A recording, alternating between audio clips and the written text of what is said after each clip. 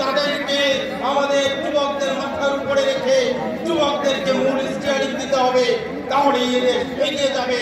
এই দেশের যুবকরা গণ অভ্যুত্থান যেমন করেছে, আগামী দিনে গণ বিপ্লবের মাধ্যমে একটি ইসলামিক কল্যাণ রাষ্ট্র হিসেবে এই দেশকে গড়ে তুলবে ইনশাআল্লাহ।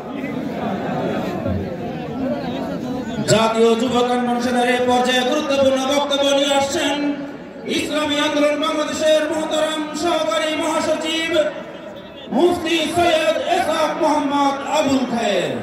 মুফতি সৈয়দ এসাক মোহাম্মদ আবুল খায়ের।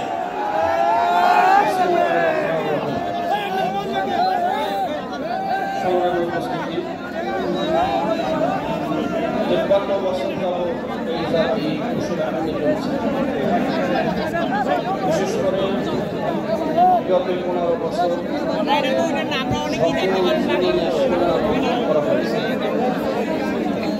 আমরা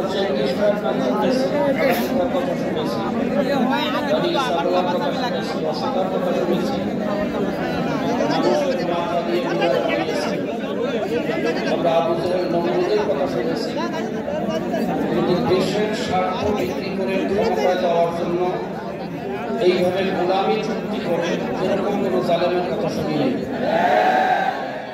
সংগ্রামী বন্ধুগণ, আপনারা জানেন নামকে অস্ত্র শুল্কের পরিবর্তে ট্রানজিটের ব্যবস্থা করা হয়েছে। সেখান থেকে ভারতের গাড়ি আসবে, তার ভিতরে বিস্ফোরক আছে নাকি অস্ত্র আছে সেটা দেখার কোনো অধিকার আমাদের থাকবে না। ইতিমধ্যে ব্যবসার নম্বরে গ্রেপ্তার করতেছে, সে মেরে শহীদে 900 একর জমি ভারতের জন্য বরাদ্দ রাখা হয়েছে।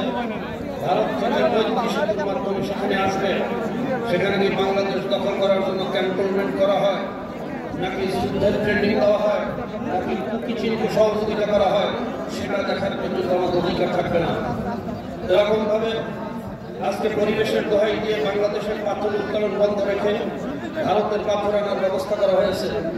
আজকে বাংলাদেশের যত মোটরসাইকেল দেখবেন ইন্ডিয়ান, যত ট্রাক দেখবেন ইন্ডিয়ান, সিএনজি দেখবেন ইন্ডিয়ান, এমনকি বাংলাদেশের শিক্ষা সিলেবাসের বই ছাপানোর জন্য বাংলাদেশে এত